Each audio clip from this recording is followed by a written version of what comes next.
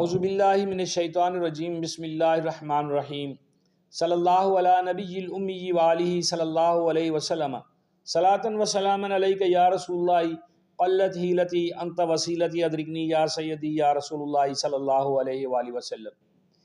درود ثقافہ میں نے پڑھا، آپ نے سنا۔ اللہ تعالی ہمیں پڑھنے کی سننے کی توفیق عطا فرمائے۔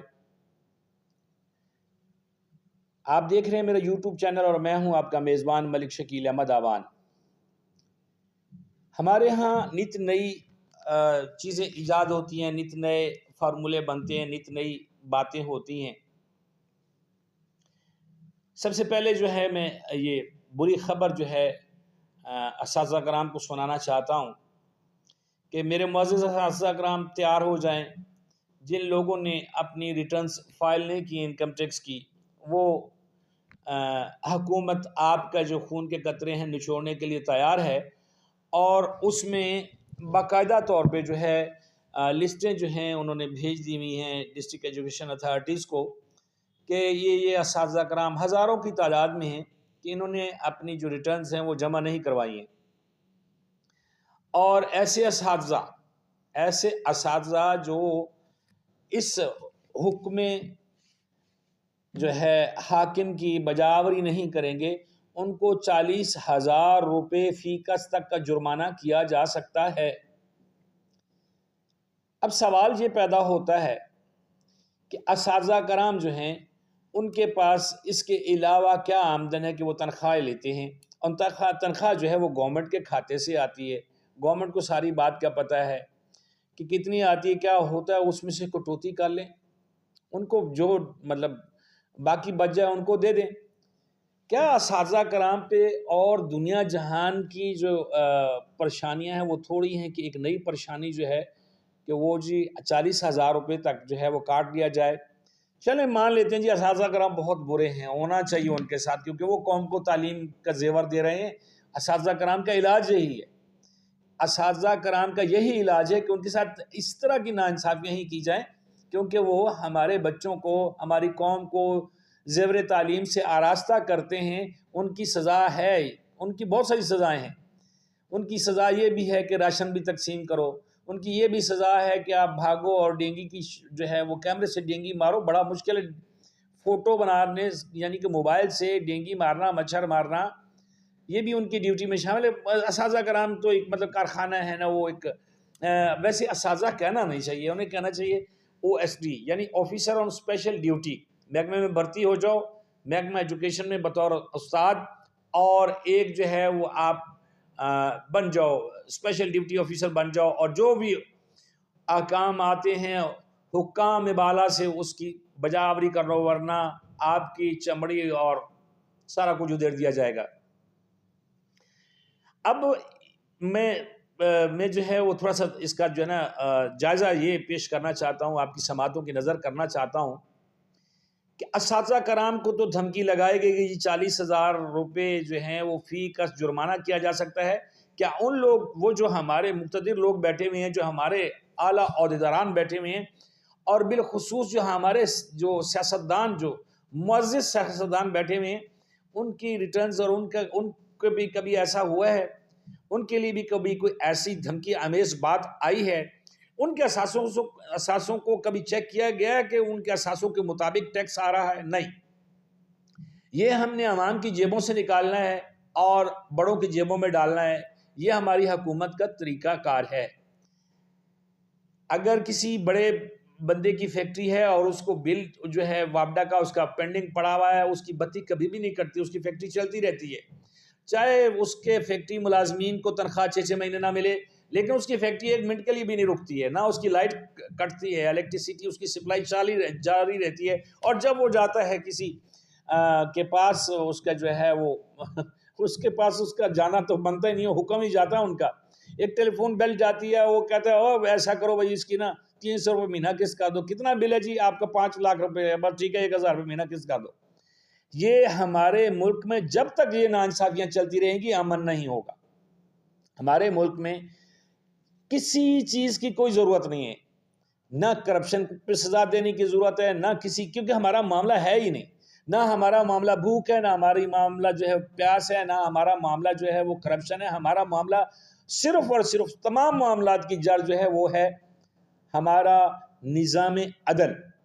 اگر انصاف پورے بھرپور طریقے سے جیسے دین اسلام میں جو وضع کیا گیا ہے انصاف کا نظام، اگر اس طرح کا نظام آ جائے، کرپشن بھی رک جائے گی، کوئی بھوکا بھی نہیں مرے گا، کسی قسم کے جرائم بھی نہیں ہوں گے، سارا کچھ ٹھیک ہو جائے گا. لیکن ہمارے ہاں جو قانون ہے، جو انصاف ہے، وہ بڑوں کی باندھی ہے.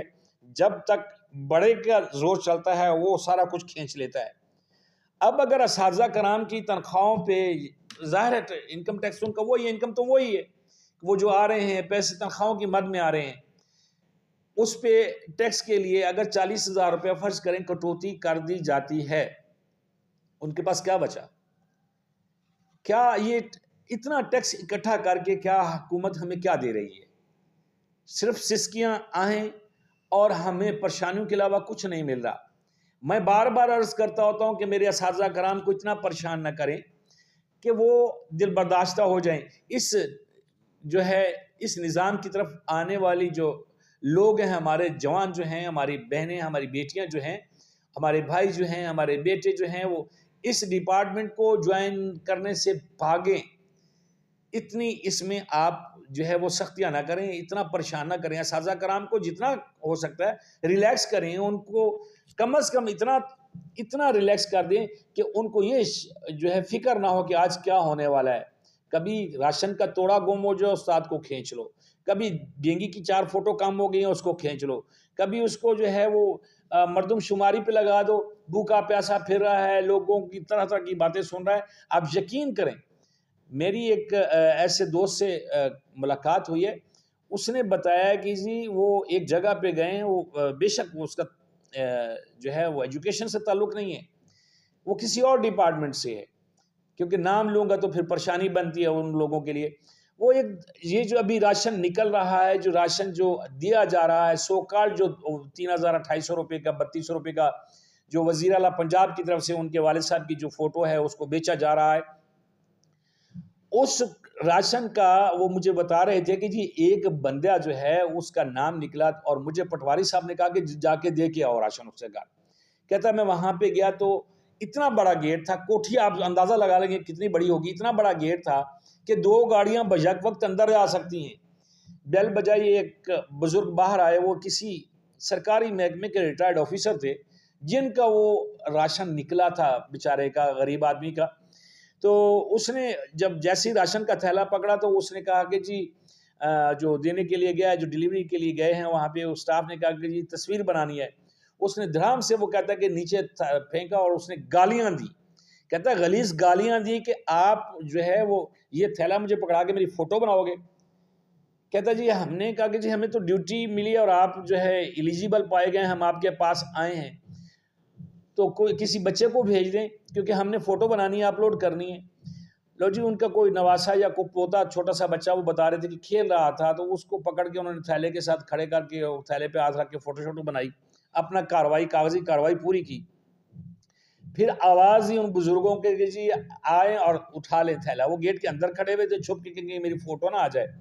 وہ بزرگ جو ہیں، وہ دیندار جو ہیں، وہ ایماندار افسر جو ہیں، وہ آئے، انہوں نے تھیلا اٹھایا. وہ کہتا ہے کہ مجھے ماؤں بہنوں کی گالیاں دی اس بندے نے کہ منہ اٹھا کے آ جاتے ہو، اور تھیلا اٹھا کے اندر لے کے چلا گیا. کتنی انسانیت سوئی ہوئی ہے ان لوگوں میں، اور کس طرح کا یہ وہ ہے احساس پروگرام ہے. یہ کون سا پروگرام ہے؟ یہ راشن پروگرام ہے، یہ نگہباں پروگرام ہے جو ان لوگوں تک پہنچایا جا رہا ہے جو اس کے مستحق نہیں ہیں. لیکن ہم نے ٹیچرز کی جو رگیں ہیں ان میں سے خون نکالنا ہے، کہیں وہ سکھ کا سانس نہ لے جائیں. میں دعوے سے کہتا ہوں ہمارے اساتذہ کرام میں ہوں گے لوگ برے ہوں گے، مطلبی ہوں گے، وقت ضائع کرتے ہوں گے، سارا کچھ کرتے ہوں گے، لیکن میجورٹی اساتذہ کرام کی فکر مند نظر آتی ہے. اپنے طلباء و طالبات کی جو تعلیم ہے، جو ان کا شعبہ، اس کے لیے فکر مند نظر آتے ہیں. وہ کوشش کرتے ہیں جس سے ان کے جو بچے ہیں، جو ان کے اسٹوڈنٹس ہیں، وہ آگے بڑھیں.